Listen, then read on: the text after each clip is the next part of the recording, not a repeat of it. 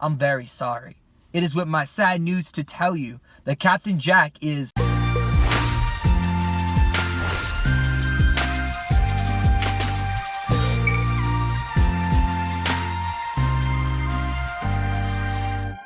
Yo, what's up guys? It's your boy Muffinman, and this is my movie review for Pirates of the Caribbean, Dead Man Tell No Tales.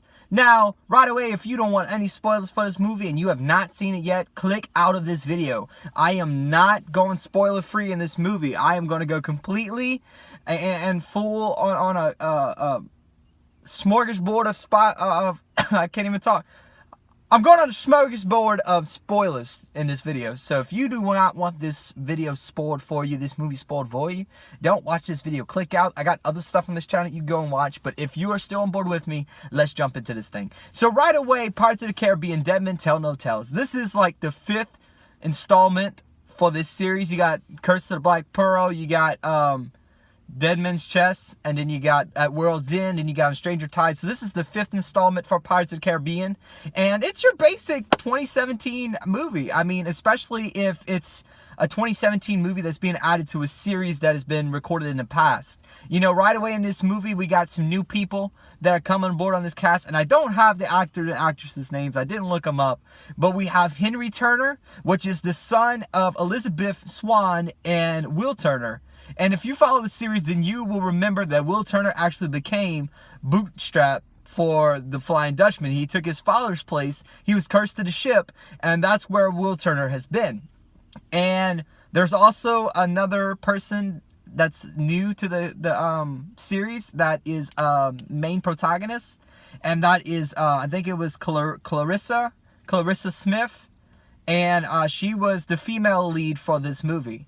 And now I know what you're thinking, is Johnny Depp in it? Yes, Johnny Depp is in it. He reprises his role as John, dude, I'm doing terrible. I'm sorry, guys. Let me rephrase that. He reprises his role as Captain Jack Sparrow. And now, if you're looking for this movie to be all about Captain Jack Sparrow, I'm very sorry. It is with my sad news to tell you that Captain Jack is not the main character in this movie. He does get a fair amount of screen time. However, this movie mainly focuses on the Turner family. And this movie is mainly about Henry Turner, the son of Will Turner, searching for the greatest treasure on the sea, the Golden Trident, the trident that belongs to Poseidon.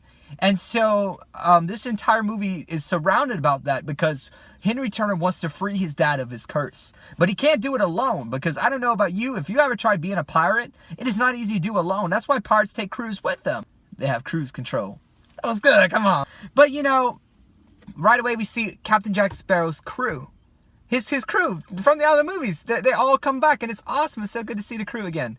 And so Henry Turner seeks Jack Sparrow for help. And now Jack is very funny in this one, just as the other ones. He makes funny jokes in this one. You know, we first see him when in the opening scene, whenever they're opening this new bank in the town, Britain, I guess, maybe. And so they're like, oh, this safe has never been broken into. No one could ever rob this bank. And when they open the safe, Captain Jack Sparrow is sleeping inside of it.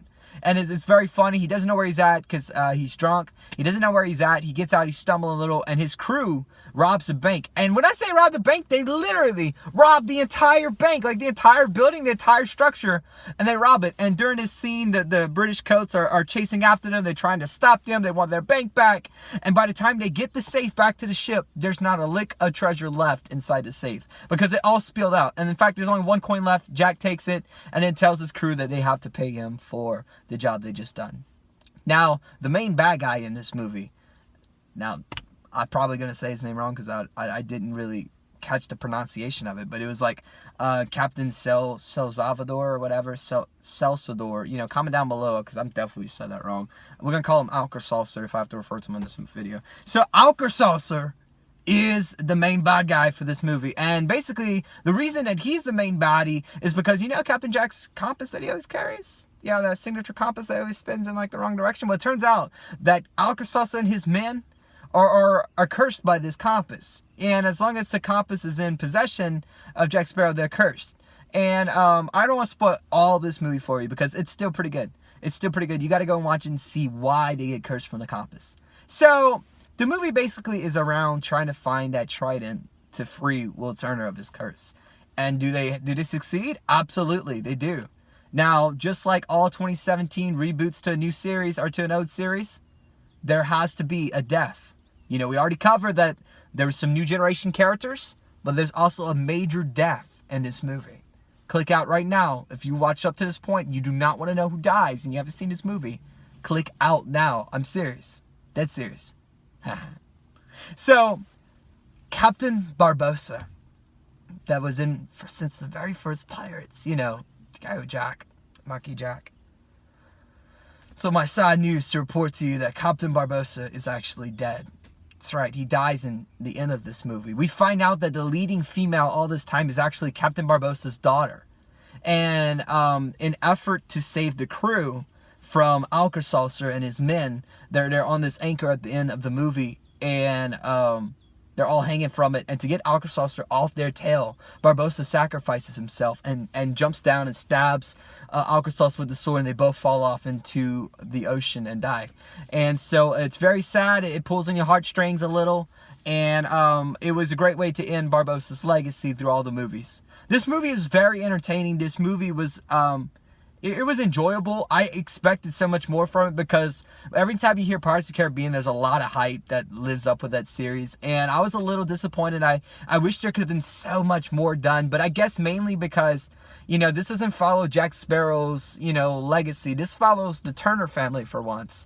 And maybe that was it. I don't know exactly what it was. But I didn't enjoy it all that much. I thought it was cool. I thought it was awesome. But... I would just wish there was more. So that means that I'm going to score this movie between 1 to 10. I'm going to score it a 7 out of 10.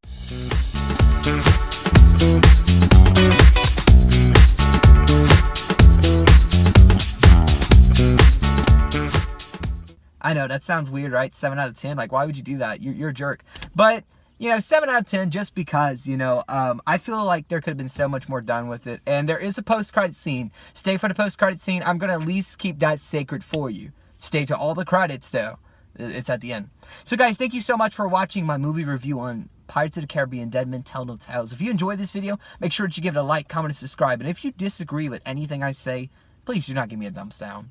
But instead, let's talk about it down in the comment section below. What was your favorite part? What was your favorite joke? Did you catch Paul McCartney's signature cameo in it?